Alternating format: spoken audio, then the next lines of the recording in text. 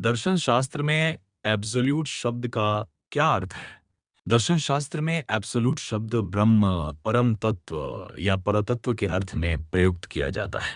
मुख्यतः अध्यात्मवादी विचारधाराओं में एब्सोल्यूट वह सर्वोच्च सत्ता है जो सर्वग्राही, स्वयंभू, निरपेक्ष, देश कालातीत, निरुपाधिक, नित्य, स्वतंत्र और पूर्ण सत्ता है। इस अर्थ को प्रकट करने के लिए ये शब्द प्रायः कैपिटल ए का प्रयोग करते हुए एब्सोल्यूट के रूप में दर्शन शास्त्र में प्रयुक्त किया जाता है। दर्शन शास्त्र में निरपेक्ष या एब्सोल्यूट का तात्पर्य उस सर्वोच्च या परम सत्ता से है जो अपने अस्तित्व, अर्थ या पूर्णता के लिए किसी भी अन्य चीज पर निर्भर नहीं है। यह सापेक्ष रिलेटिव का ठीक विपरीत है, जहां संसार की सभी वस्तुएं और घटनाएं देश, स्पेस, काल, टाइम और परिस्थितियों, कंडीशन से बंधी होती हैं, यानी सापेक्ष होती है। वहीं निरपेक्ष सत्ता इन सभी सीमाओं और बंधनों से पूरी तरह मुक्त होती है। निरपेक्ष, निरपाधिक, परम,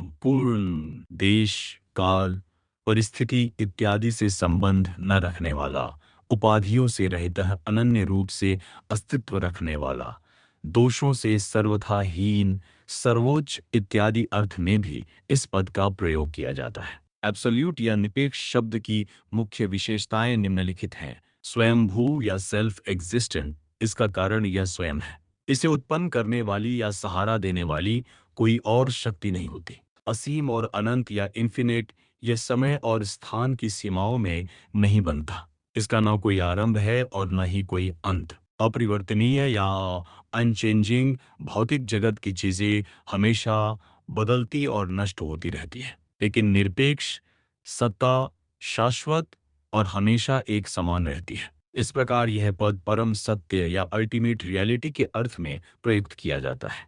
यह वह अंतिम आधार या मूल तत्व है जिससे संपूर्ण ब्रह्मांड की उत्पत्ति हुई है और जिस पर यह टिका है। आइए यहाँ विभिन्न दार्शनिक परंपराओं में निरपेक्ष या एब्सोल्यूट की अवधारणा को अलग अलग तरीकों से समझने का प्रयास करें। पाश्चात्य दर्शन, वेस्टर्न फिलॉसफी के संदर्भ में हेगेल, जर्मन दार्शनिक हेगेल के दर्शन को निरपेक्ष प्रत्ययवाद या एब्सोल्यूट आइडियलिज्म कहा जाता है।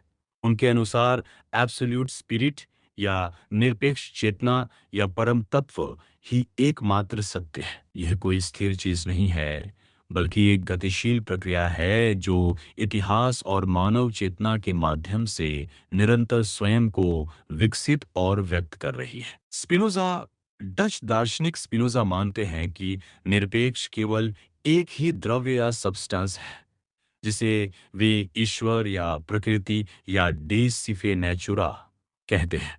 यह द्रव्य अपने आप में मौजूद है और इसे समझने के लिए किसी और चीज की जरूरत नहीं है। प्लेटो, यूनानी दार्शनिक प्लेटो के दर्शन में शुभ का प्रत्यय या फॉर्म ऑफ द गुड निरपेक्ष का ही एक रूप है जो अन्य सभी विचारों और वस्तुओं को उनका अर्थ और अस्तित्व प्रदान करता है।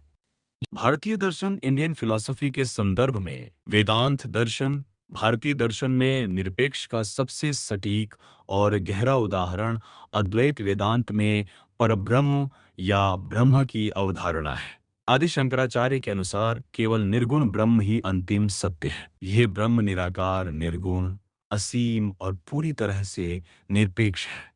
संसार की बाकी सभी चीजें माया के कारण सापेक्ष और अस्थायी है। जैन दर्शन ठीक इसके एक विपरीत दृष्टिकोण है। इसे बेहतर समझने के लिए हम जैन दर्शन के अनेकांतवाद या स्यादवाद को देख सकते हैं, जो निरपेक्षता के बजाय सापेक्षता या रिलेटिविटी पर जोर देता है। जैन दर्शन ये सिखाता है कि सत्य के कई पहलू होते हैं और हमारा ज्ञान हमेशा सापेक्ष हुआ है।